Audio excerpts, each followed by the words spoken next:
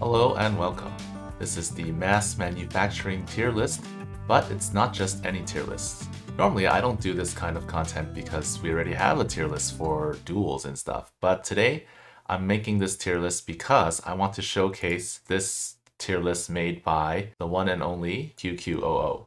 He is one of the best players to have ever played this game, and he is most qualified to make this list because he has all cleared mass manufacturing.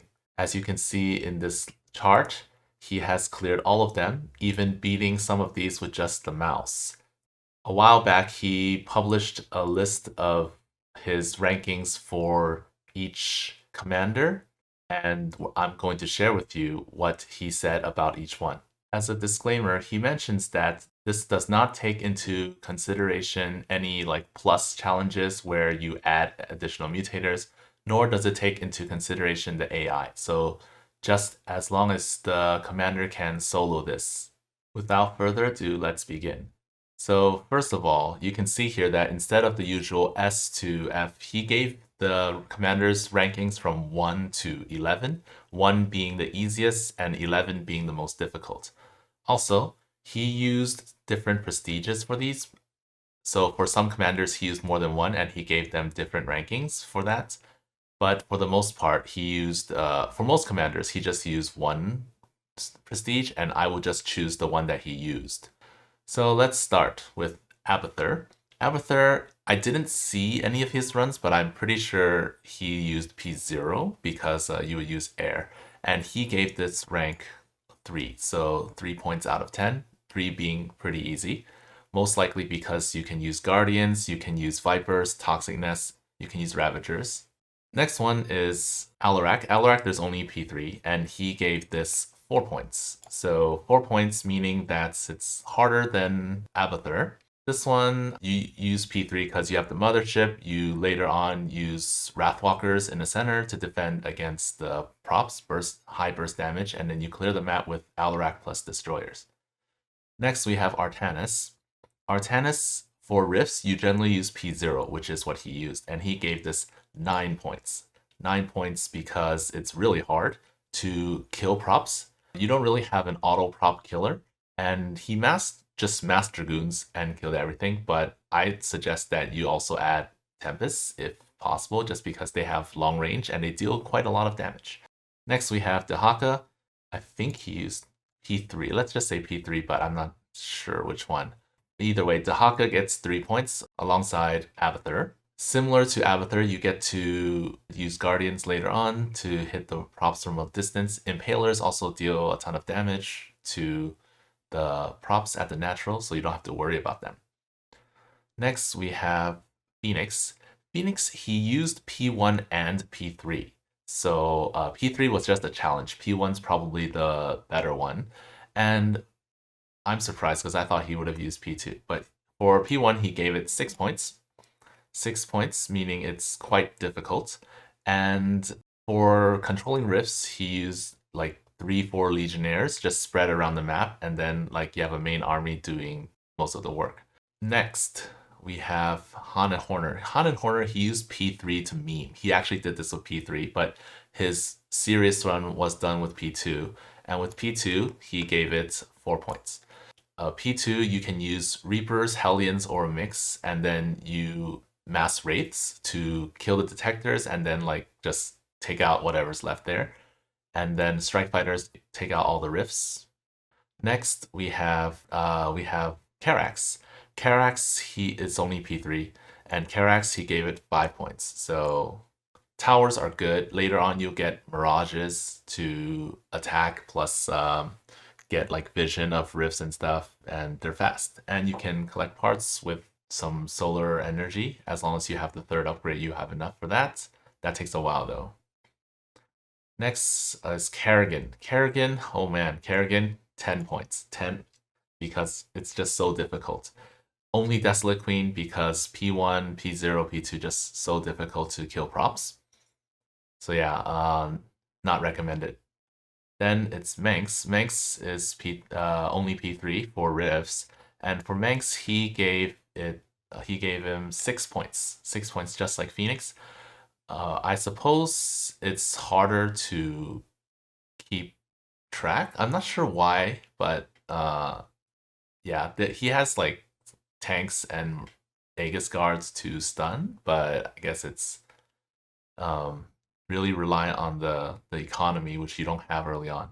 For Nova, he actually used P0, which surprised me. But I suppose the rankings will be same regardless. P0, I've seen P1 and I've seen P3, but he used P0. So for P0, he gave Nova 9 points. I tried this myself. Nova is really busy.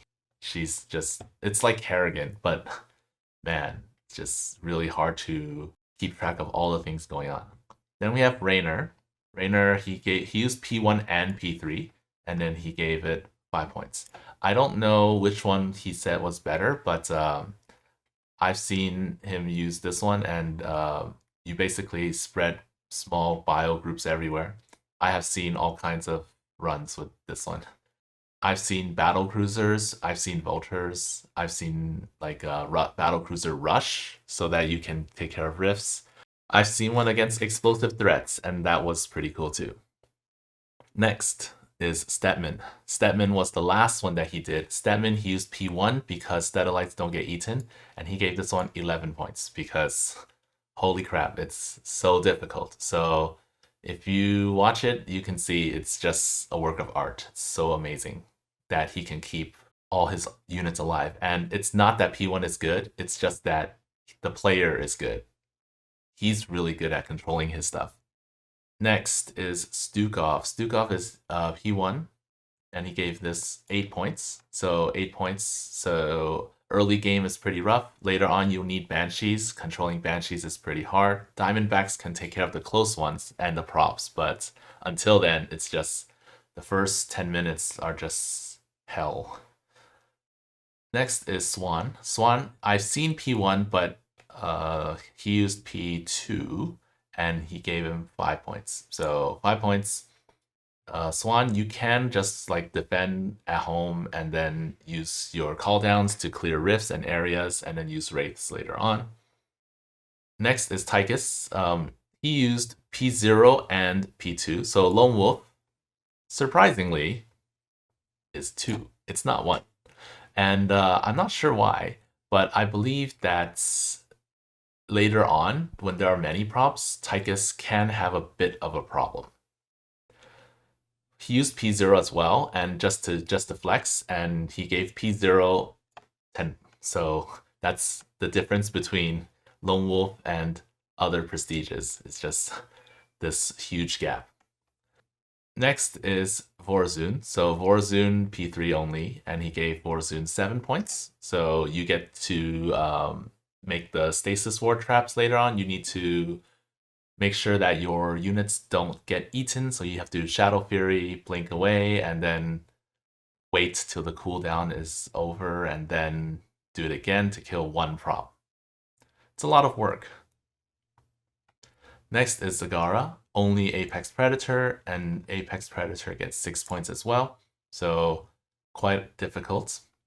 So that leaves us with Zeratul. Of course, it's P2, but I think P3 would also work as well. Zeratul gets the highest ranking, and after I saw this, I kind of agree. I didn't think so because I guess I was using Zeratul incorrectly, but with Zeratul, any prestige actually, your stalkers can just blink, blink, blink and kill props and kite the props for a while. Monoliths slow them down, abrogators are so good. So you don't actually have to worry so much about props later on. So yeah, and Zeratul himself is strong, his cooldowns are all good as well, so that's why he gets the highest ranking. So that's it. Here we have it. So let's look at it from the top again. So anything from 5 and above, I would say, are pretty good, pretty easy. And then 6 and below, these are the difficult ones. They may have changed since it has been a while since he uploaded this, but since qqoo hasn't uploaded any videos in a while, I suppose he's gone on to play other things, and so these rankings probably haven't changed. So there they are.